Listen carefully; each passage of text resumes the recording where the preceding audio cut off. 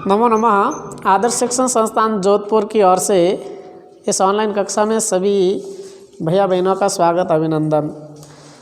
कक्षा आज अपन कक्षा 9वीं का विषय संस्कृत व्याकरण का भाग 7 इसका हम अध्ययन करेंगे। और आज हम अध्ययन करने वाले हैं वह संधि का। संधि का अध्ययन करने से पहले हम माहेश्वर सूत्राणी इनका हम अध्ययन करेंगे। तो एक बार हम देखेंगे माहेश्वर सूत्र कौन से होते हैं और कितने होते हैं। और ये माहेश्वर सूत्र संधि के जो सूत्र होते हैं संधियों में, उन सूत्रों को समझने में इस माहेश्वर सूत्रों का विशेष उपयोग होता है।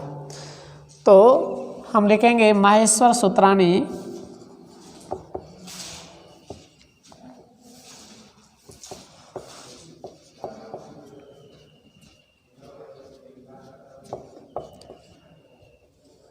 माहेश्वर सूत्राणी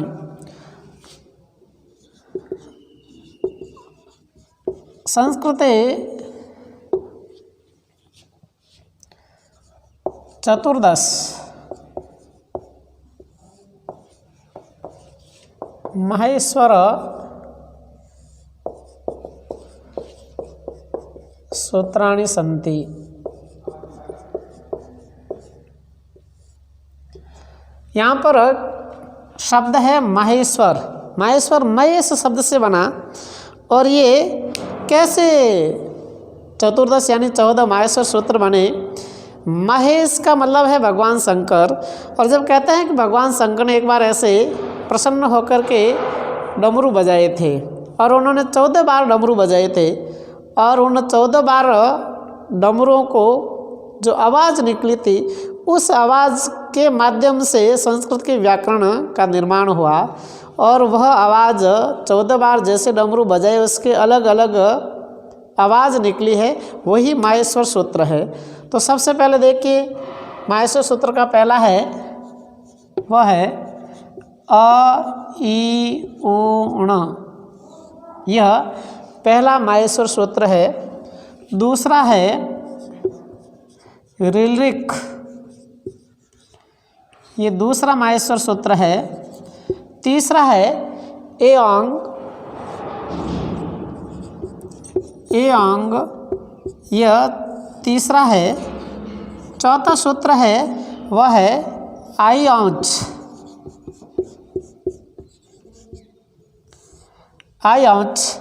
पांचवा है वह है हयवरट।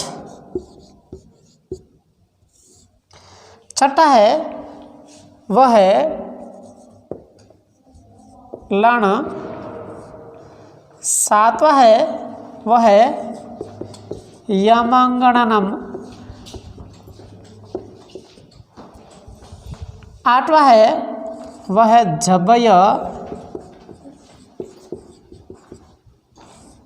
नौवां है वह है घटदस।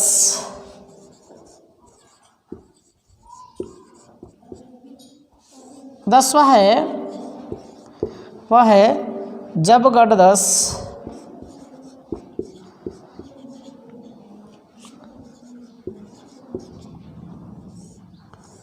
ऐसे ही 11वां है खप छटत चट तव। ऐसे ही 11वां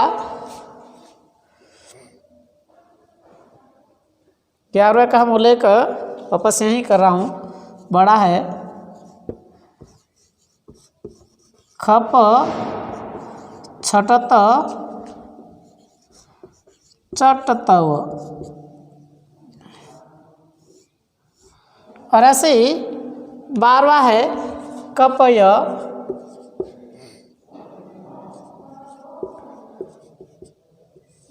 13वां है ससर। और 14 है वो है हल। तो एक बार मैंने आपके सामने 1 से लेकर के 14 तक माहेश्वर सूत्र लिखे हैं। तो इन माहेश्वर सूत्रों को एक बार मैं फिर से बोल रहा हूँ। पहला है अ ई उ दूसरा है ऋलृक, तीसरा है एओंग, चौथा है आईऔच, पांचवा है हयवरट, छठा है लण, सातवा है यमंगणनम, आठवा है झबय, नौवा है घड़दस, दसवा है जबगढ़दस, 11वां है खप छटत चटतव, 12वां है कपय, 13वां है श स स र और 14वां है हल। तो यह है माहेश्वर सूत्र। जब हम व्याकरण का संधि का हम अध्ययन करेंगे तो उसमें हमारे ये काम आने वाले हैं, इसलिए हम इसको हम इस प्रकार स्मरण रखें। अब हम इसके बाद हम आगे बढ़ते हैं संधि प्रकरण के अंतर्गत। इसको मैं साफ कर रहा हूं। तो देखिए संधि प्रकरण को हम आगे बढ़ाते हैं। तो हम प्रारंभ से ही शुरू करने वाले हैं। वैसे अभी द्वितीय प्रकरण का समय आ रहा है, यण संधि से करना है, परंतु मैं एक बार संधि का भेद और परिभाषा से यहाँ से शुरू कर रहा हूँ। तो मैं लिख रहा हूँ संधि प्रकरण, संधि प्रकरण, और मैं लिख रहा हूँ प्रारंभ से संधि शब्दस्य व्युत्पत्ति, यानी संधि शब्द की उत्पत्ति कैसे हुई। तो हम लिखेंगे सम उपसर्ग पूर्वकात, सम उपसर्ग पूर्वकात रुधान, यानी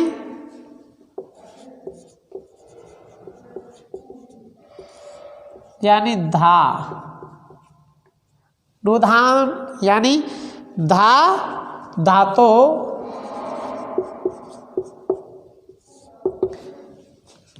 सम उपसर्ग पूर्वकात रुधान यानी धा धातो उपसर्ग धो की। एक सूत्र है उपसर्गे धो की इति सूत्रेण की प्रत्यय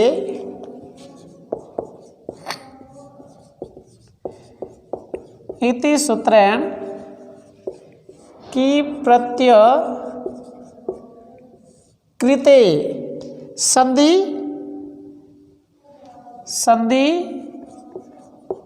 कृते संधि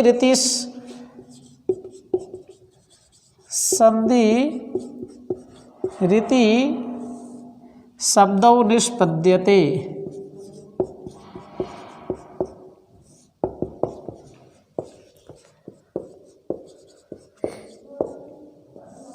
निष्पद्यते अर्थात हम इसको कहेंगे तो सम उपसर्ग है, धा धातु है और की प्रत्यय है, इससे शब्द बना संधि।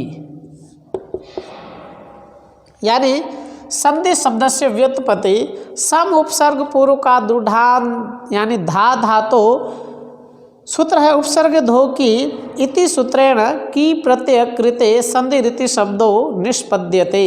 अर्थात सम उपसर्ग और धा धातु के योग में की प्रत्यय के योग में संधि शब्द का निष्पादन हुआ, अर्थात निर्माण हुआ। अब हम आगे बढ़ेंगे और हम संक्षिप्त में लिखना चाहे तो सम उपसर्ग धा धातु और की प्रत्यय इति योगे संधि। आगे हम बढ़ेंगे संधि शब्द से परिभाषा।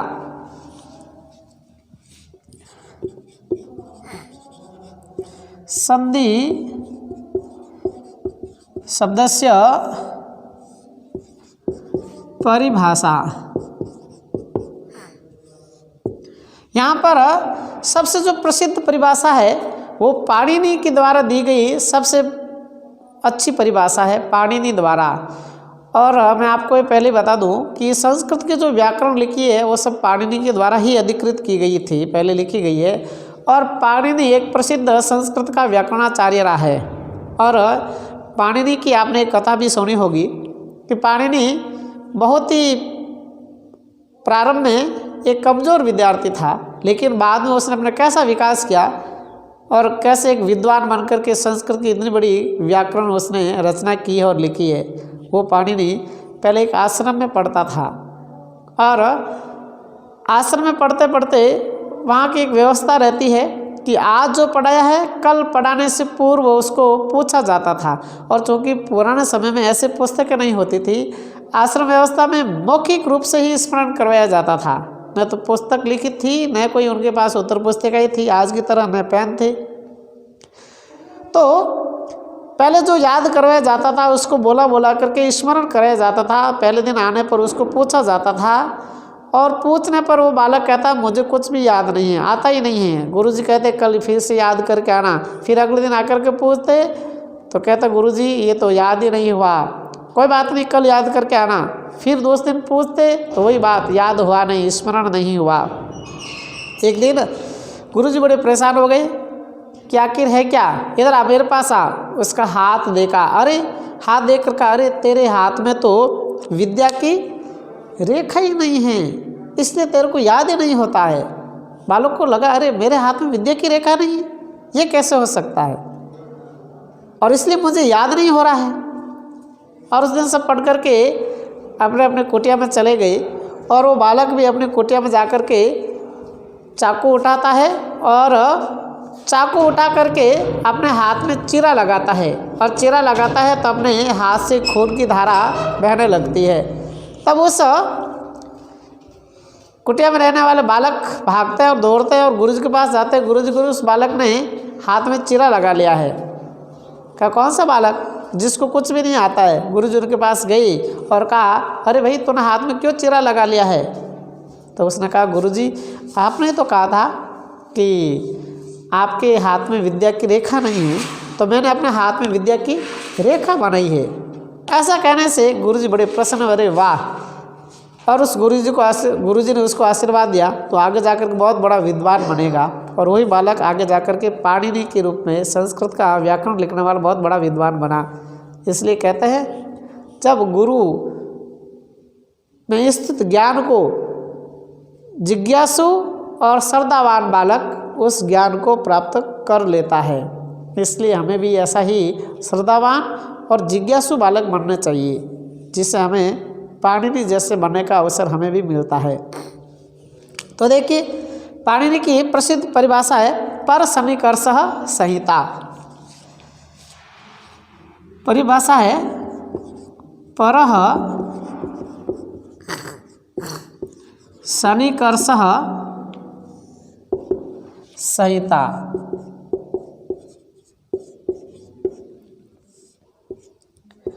अर्थात पर सन्निकर्ष संहिता, पर यानी एक दूसरे, सन्निकर्ष से निकटता, एक दूसरे की अत्यंत निकटता को संहिता मतलब संधि कहते हैं। इसका अर्थ हुआ एक दूसरे की अत्यंत निकटता को हम संधि कहते हैं, या संक्षिप्त कहें अत्यंत निकटता को हम संधि कहते हैं। अर्थात हम लिख सकते हैं वर्णानाम अत्यंत निकटता संहिता इति कहते थे।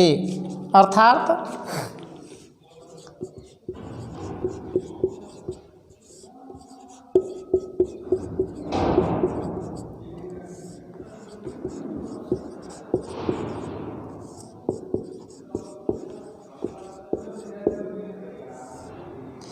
वर्णानाम अत्यंत निकटता संहिता इति कथ्यते।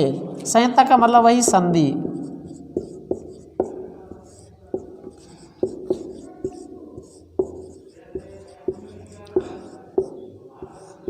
वर्णों की अत्यंत निकटता को संधि कहते हैं।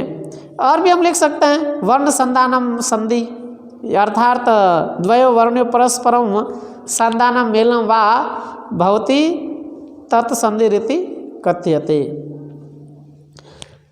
तो संधि के 4 चरण होते हैं।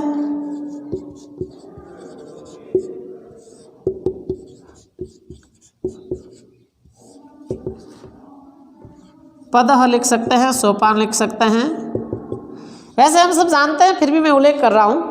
पहला होता है पूर्व पद, कईयों को जानकारी कम रहती है यानी पहला पद। दूसरा होता है संधि में पर पद, क्योंकि बार बार शब्द का प्रयोग होगा, इसका अर्थ होता है दूसरा पद। तीसरा होता है संधि।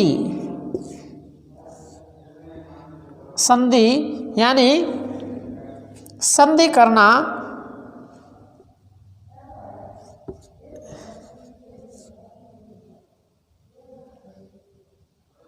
और अगला है चौथा है संधि विच्छेद।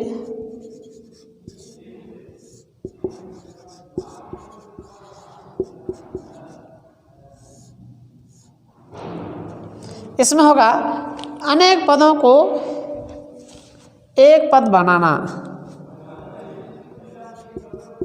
अनेक पदों को एक पद बनाना। एक पद बनाना। और इसमें होगा संधि विच्छेद करना। इसमें एक पद से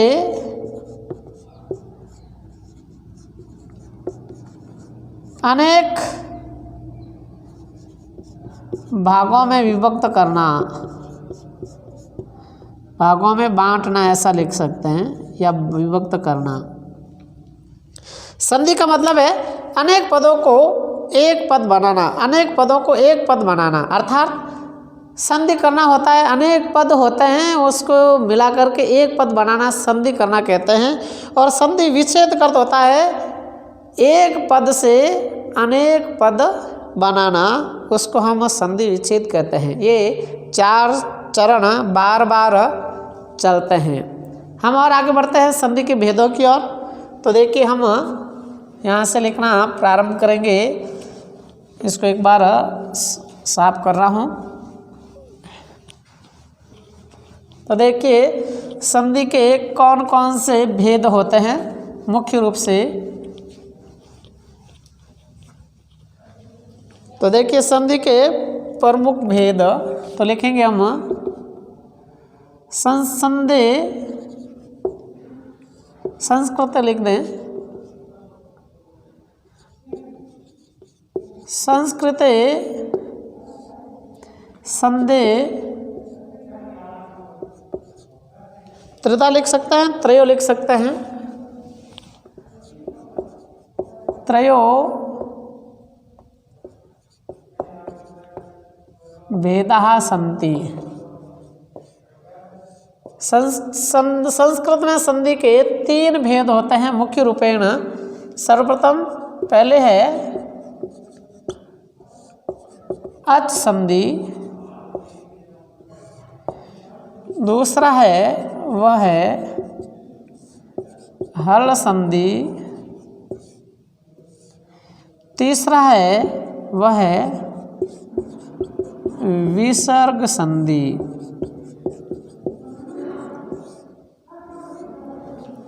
अब देखिए अच संधि को हम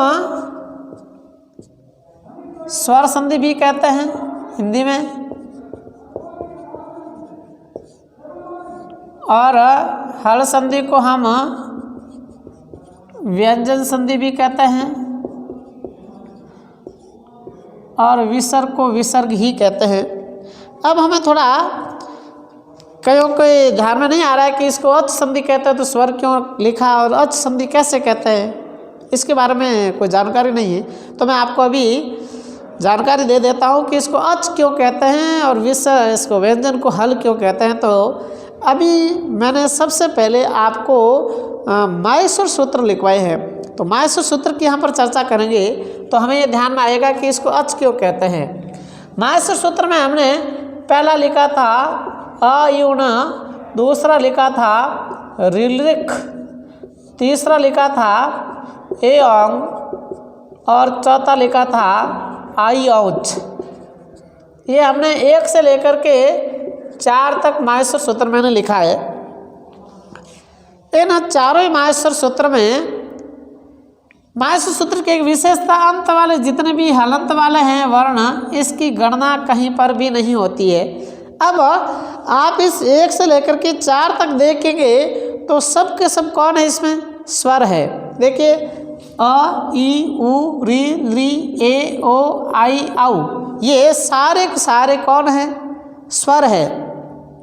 इसलिए इसको अच क्यों कहा, ये अ से प्रारंभ होता है और च तक समाप्त होता है, और इसमें अच में आने वाले प्रत्याहार में सभी के सभी स्वर है, इसलिए इसको हम अच संधि कहते हैं संस्कृत में, हिंदी में स्वर संधि कहते हैं। और दूसरा जो व्यंजन संधि को हम हल कहते हैं, वहाँ से हय वर्ण से प्रारंभ होता है और 14वां अंत में है हल।